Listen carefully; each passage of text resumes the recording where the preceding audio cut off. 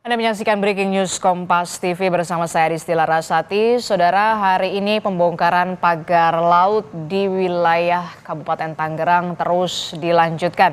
Dan hari ini Polairut dari Pluit, Jakarta akan bergegas untuk bergabung bersama dengan personel TNI Angkatan Laut untuk melakukan pembongkaran pagar laut yang saat ini memang sudah terus dilanjutkan.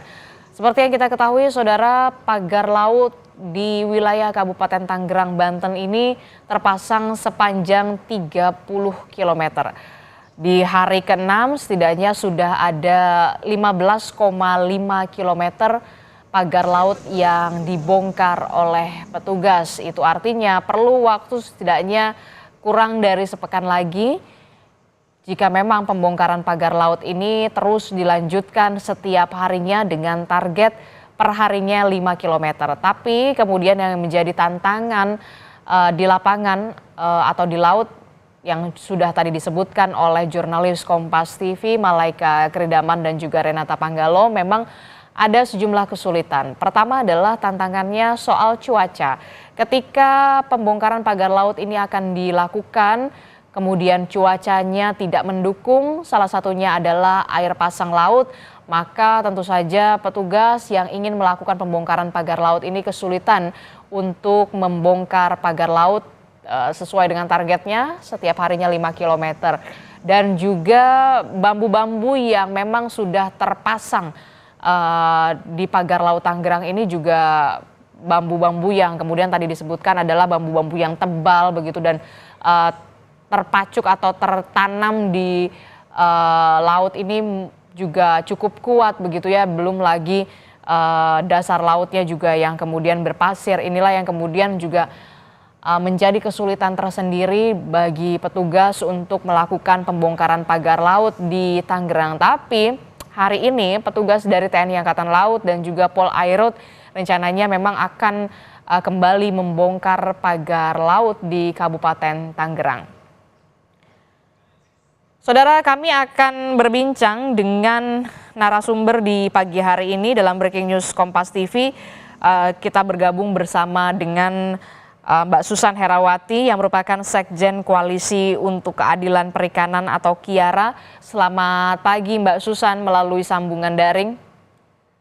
Selamat pagi, Kak Dis. Oke, kita kembali bertemu lagi Mbak Susan. Mbak Susan, ini kan kalau kita lihat ya, ini sudah hampir sepekan begitu ya, pembongkaran pagar laut ini terus dilakukan. Apa yang perlu dikritisi atau di-highlight soal pembongkaran pagar laut ini? Iya, pertama kita apresiasi untuk kawan-kawan yang turun ya, dan melakukan pembongkaran dari pagar laut ini karena memang kalau kami yang di pesisir tahu ini adalah musim yang luar biasa tantangannya karena ombaknya tinggi, kemudian juga anginnya kencang gitu. Tapi memang dari pantauan kami, yang menarik adalah ketika kita melihat bagaimana nanti negara bersikap gitu ya, kalau kemudian pagarnya terbongkar, si pelakunya terbongkar juga gitu ya. Tapi, dari pantauan kami ternyata memang hari ini, kita melihat ada upaya untuk meringankan, para pelaku pejahat, lingkungan ini gitu. Contohnya Upaya meringankan pelaku tindakan kejahatan inilah yang kemudian nanti saya akan tanyakan lagi ke Mbak Susan, tapi saya potong dulu, maaf sekali Mbak Susan karena kita punya gambar terbaru dan ini adalah visual terkini dari markas Polairut di Pluit, Jakarta Utara, di mana tim kami yakni jurnalis Kompas TV Renata Panggalo dan juga juru kamera ada Julian Fernando bersama dengan petugas ataupun tim dari Polairut ini akan sebentar lagi akan bergegas menuju Kabupaten Tangerang, wilayah di mana pembongkaran pagar laut ini akan dilanjutkan hari ini, saudara. Dan sepertinya sebentar lagi jurnalis Kompas TV Renata Panggalo dan juga juru kamera Julian Fernando bersama dengan tim dari Polairut ini akan menuju ke Kabupaten Tangerang, di mana lokasi pembongkaran pagar laut ini akan dilanjutkan, Saudara. Melanjutkan lagi, Mbak Susan. Mbak Susan, ini tadi Anda menyebutkan ada upaya meringankan. Ini maksudnya seperti apa upaya yang meringankan? Ya, karena Menteri KKP beberapa kali ya, dia mengatakan, apa namanya, sanksinya gitu ya, dendanya adalah administratif. Dan ternyata kita melihat dari pantauan, kami gitu, denda itu akan dikenakan 18 juta per kilometer. Mungkin bisa 18 juta per kilometer?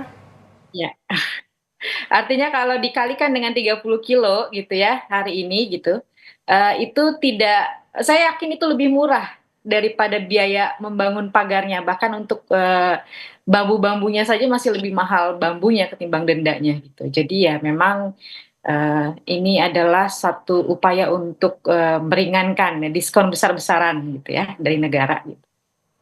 Dan ini yang perlu dikritisi, hanya denda administratif saja yang tadi Anda sebutkan ada kalau tidak salah per kilometernya itu 18 juta. Anda melihat ini benar-benar tidak sepadan sama sekali dengan apa Tidak yang kemudian sepadan, menimpa saat ini nasib nelayan yang ya, kesulitan. Mhm.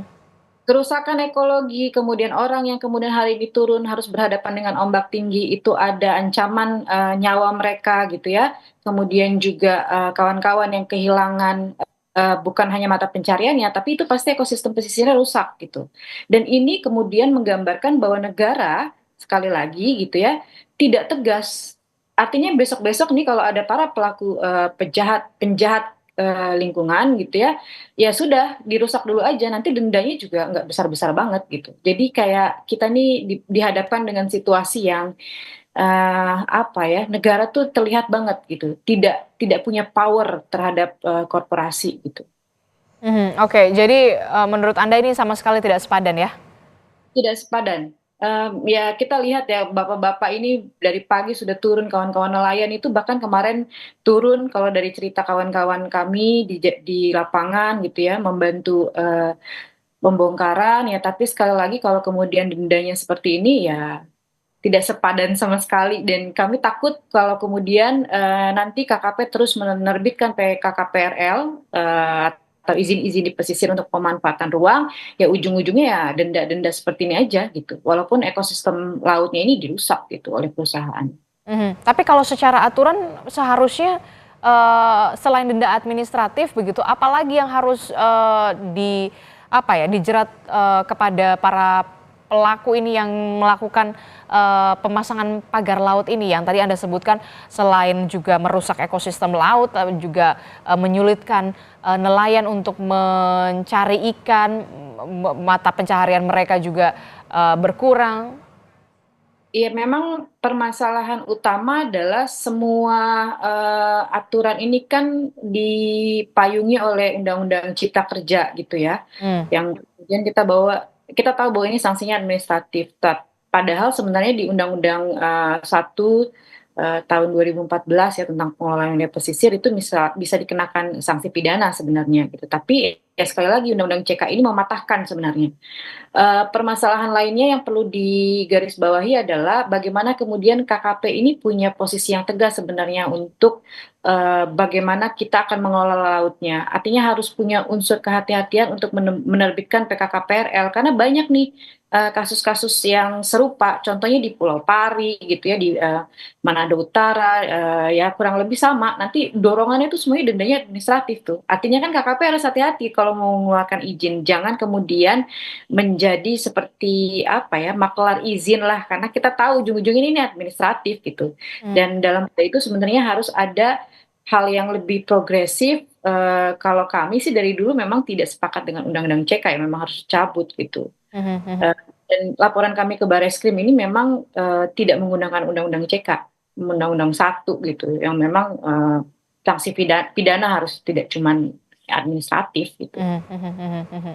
Oke, Anda melihat dengan, hanya dikenakan denda administratif itu artinya, kemudian tidak ada ketegasan dari pemerintah soal pembongkaran pagar laut ini, soal pagar laut ini, polemik pagar laut ini, eee, dan hanya denda administratif begitu, tidak ada, efek jera juga?